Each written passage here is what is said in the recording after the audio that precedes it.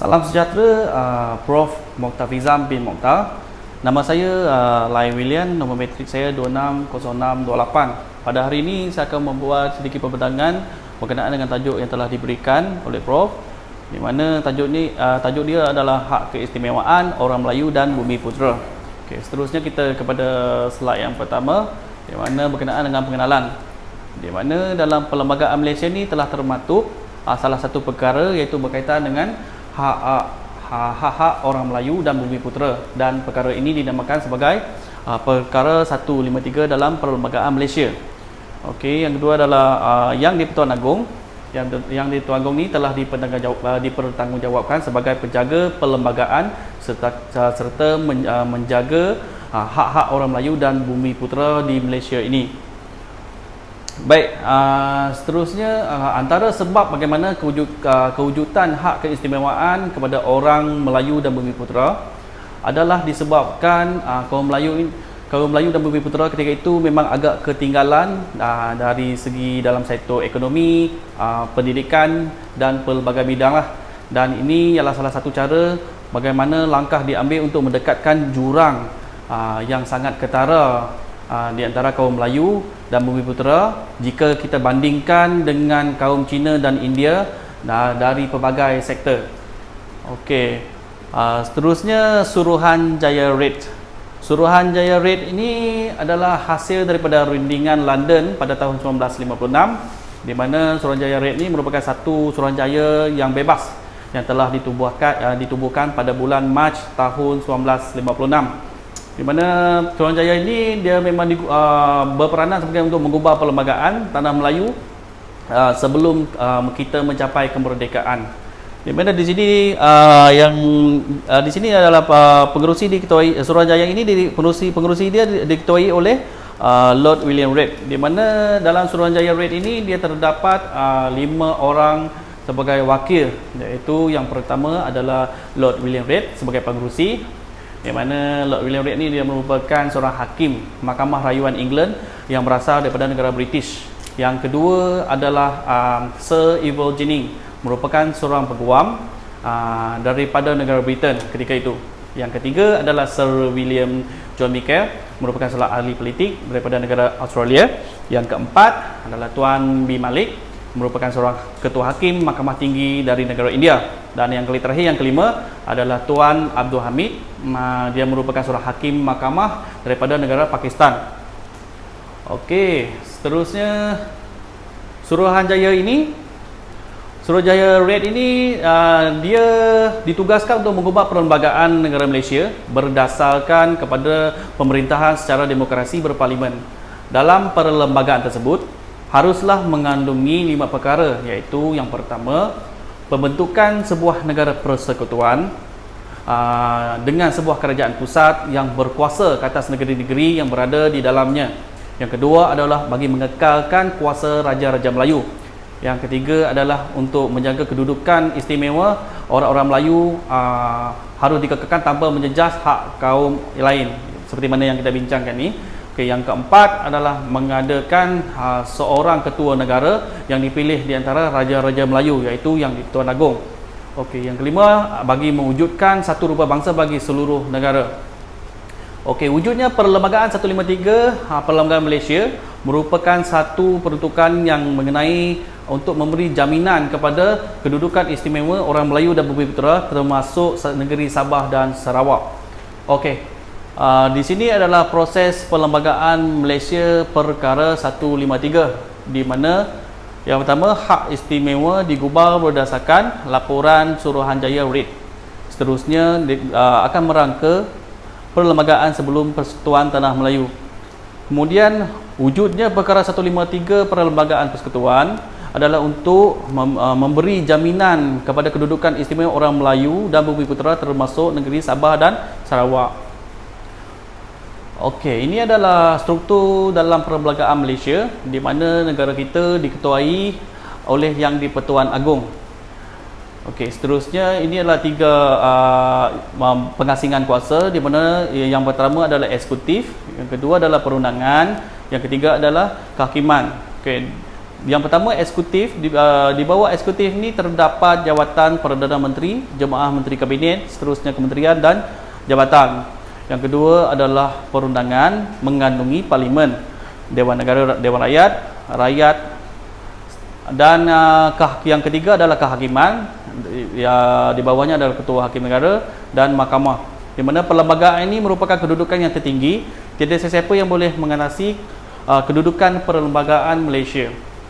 Baik, seterusnya kita akan saya akan terangkan tentang konsep kontrak sosial 1955, di mana kontrak ini ditubuhkan disebabkan imigran pekerja asing dari negara China serta India semasa di bawah era jajahan British. Pada masa itu mereka ingin hak kerakyatan. Okey. Jadi untuk mencapai permuafakatan antara kaum bagi membentuk sebuah negara yang berdaulat, pemimpin parti UMNO dia akan mewakili bangsa Melayu, di mana pemimpin MLC dia akan mewakili bangsa Cina, dan kemudian parti pemimpin MIC dia akan mewakili bangsa India, dan telah bersetuju untuk menubuhkan konsep kontrak sosial. Okey. Konsep kontrak sosial ini dia mementingkan hak kepada orang berbangsa Melayu, dan seterusnya mewujudkan masyarakat yang harmoni, muafakat dan mencapai kesejahteraan bagi mencapai kemerdekaan. Okey, di sini adalah sedikit gambar migran Cina dan India. Yang ketiga itu telah dibawa masuk secara besar-besaran oleh kerajaan British, di mana kaum Cina ketiga itu dia orang lebih kepada aktiviti pelombongan, di mana India lebih kepada aktiviti tanaman getah ladang, dan orang Melayu ketiga itu hanya sebagai bahagian pertanian dan perikanan. Okey, konsep ini adalah konsep jus soli, di mana konsep jus soli ini adalah hak untuk kawasan ataupun kewarganegaraan, hak lahir kerakyatan. Okey, oleh kerana syarat kemerdekaan yang telah diberikan oleh pihak British ketika itu bagi mencapai permuafakatan antara penduduk tempatan dan imigran serta berkenaan dengan hak keistimewaan, hak kewarganegaraan harus dipersetujui dengan adil dan saksama. Maka ketika itu orang Melayu telah menerima konsep jus soli ini, dan dengan beberapa syarat yang telah ditetapkan sehingga tertubuhnya konsep kontrak sosial pada tahun 1955 yang kita patuhi hingga sekarang.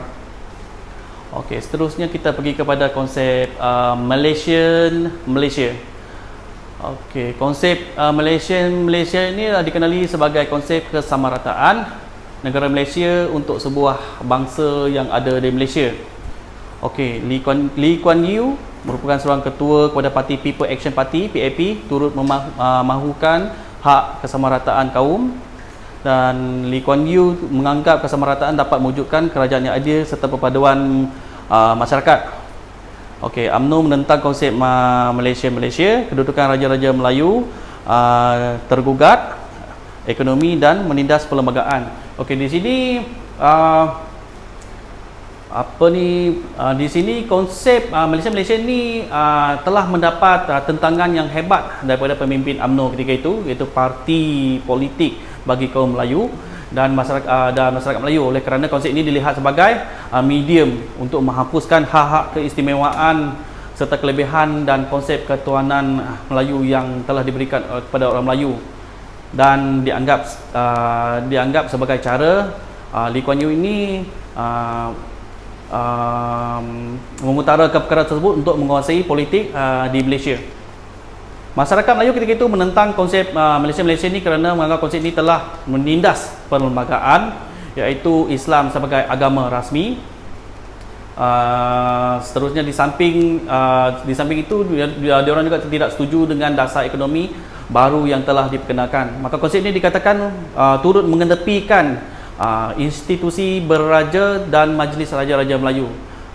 Dan Lee Kuan Yew pernah mempersoalkan Melayu sebagai penduduk jati di Malaysia dan menyatakan orang Melayu juga merupakan pendatang seperti bangsa-bangsa yang lain, seperti contohnya bangsa Cina dan bangsa India lah.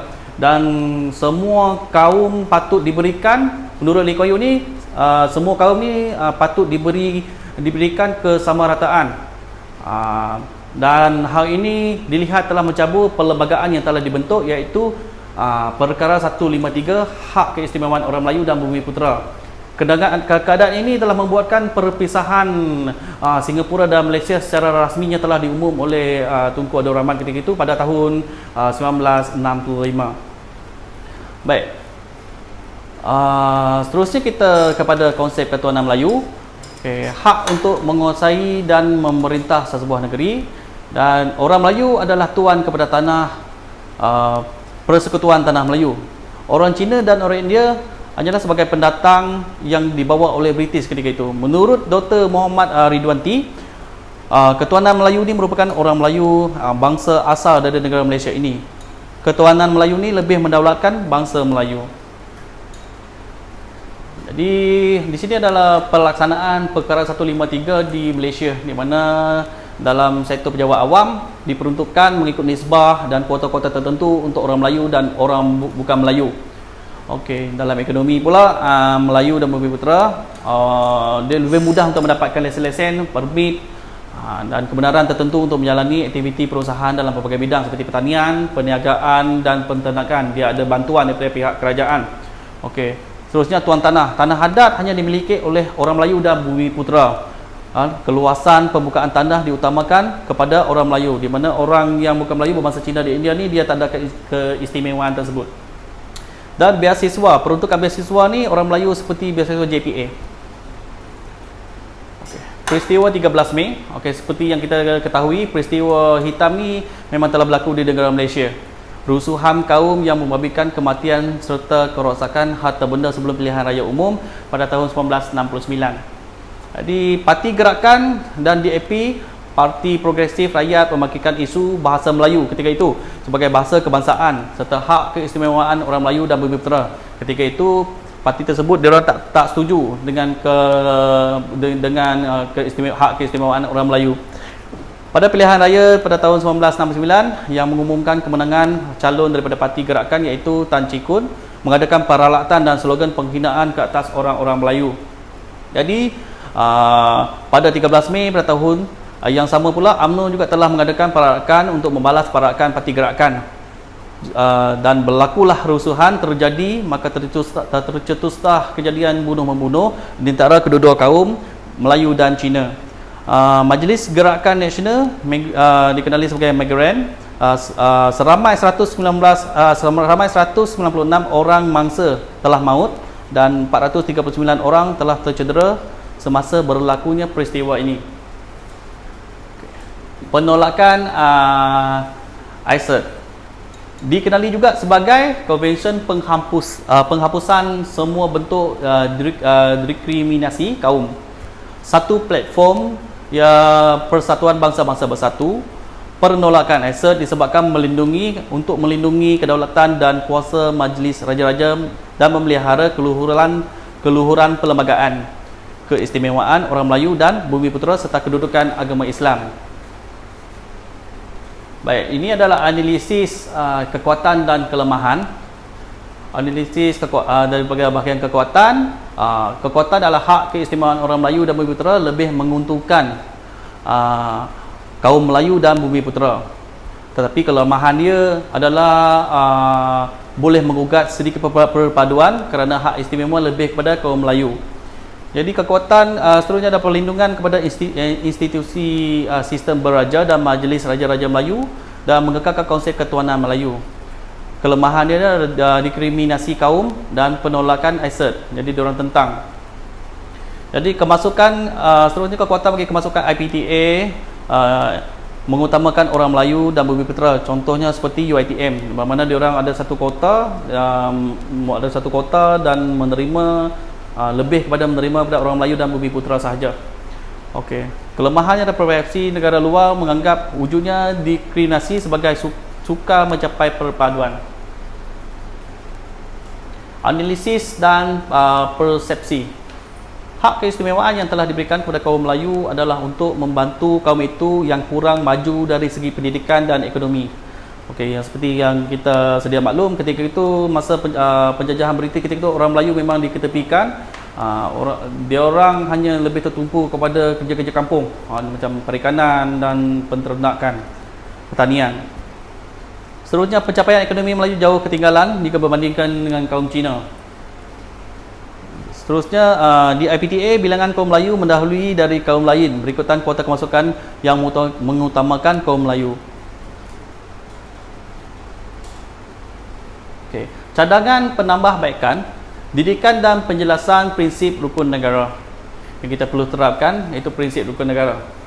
Okay, keluhuran perlembagaan ini bermakna perlembagaan Malaysia adalah kedudukan yang tertinggi. Seterusnya, tiada siapa yang boleh mengatasi perlembagaan, termasuk yang di-Pertuan Agong. Penguatkuasaan undang-undang, ahli politik mencabar ketinggian perlembagaan untuk kepentingan politik yang seterusnya menggugat kesejahteraan dan kedaulatan negara. Dan seterusnya adalah penubuhan satu badan khas untuk meneliti dan memahami menganalisis perlembagaan Malaysia. Kesimpulannya adalah kita harus berpegang pada prinsip 5 rukun negara. Seterusnya, konsep ketinggian perlembagaan, dan kita tidak menimbulkan isu dan sentimen yang berbau perkauman yang akan menjejaskan keharmonian. Sekian, terima kasih.